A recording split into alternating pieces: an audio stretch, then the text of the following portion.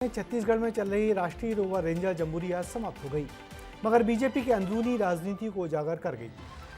सांसद बृजमोहन अग्रवाल ने राज्य के शिक्षा मंत्री गजेंद्र यादव के खिलाफ जो मोर्चा खोला वैसा पहले कभी किसी ने देखा नहीं। जम्बूरी खत्म होने के बाद अब ये लड़ाई बिलासपुर हाईकोर्ट में लड़ी जाएगी। बृजमोहन की नाराजगी की क्या है वजह, इस रिपोर्ट को देखिए। सैकड़ों एकड़ में फैला मैदान, उस पर बना अस्थायी स्टेडियम, बड़े बड़े डोम और बच्चों के रहने के लिए कैंप। तस्वीरें बालोद में हुए राष्ट्रीय रोवर रेंजर कार्यक्रम की है। कार्यक्रम भव्य था।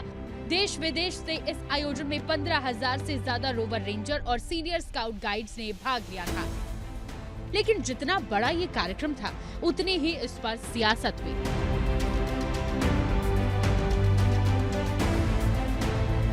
कार्यक्रम से पहले कांग्रेस टेंडर को लेकर आवाज मुखर कर रही थी और बीजेपी के सांसद अपने पद को लेकर। दरअसल पूरा विवाद दिसंबर 2025 से शुरू हुआ, जब स्कूल शिक्षा विभाग ने गजेंद्र यादव को पदेन अध्यक्ष घोषित किया।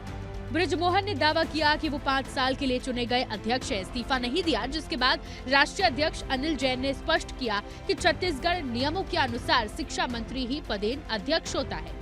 जिसके बाद बृजमोहन अग्रवाल ने हाईकोर्ट में याचिका दायर कर उन्हें पद से हटाने को असंवैधानिक और एक तरफा बताया, जिस पर हाईकोर्ट ने सुनवाई की और सरकार से जवाब मांगा है।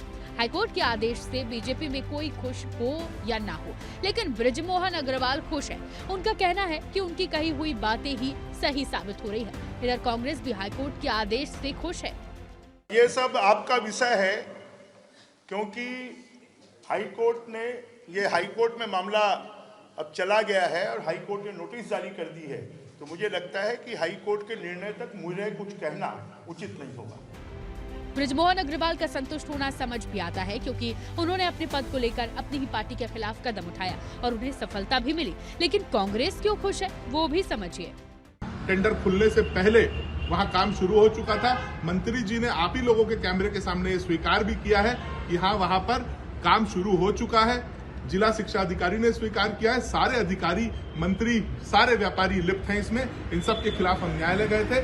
मुझे न्यायालय पर पूरा विश्वास है, इसमें बड़ी और कड़ी कार्रवाई। हाईकोर्ट की टिप्पणी के बाद साफ है कि ये लड़ाई सिर्फ एक पद की नहीं, सत्ता, प्रभाव और सियासी वर्चस्व की भी है।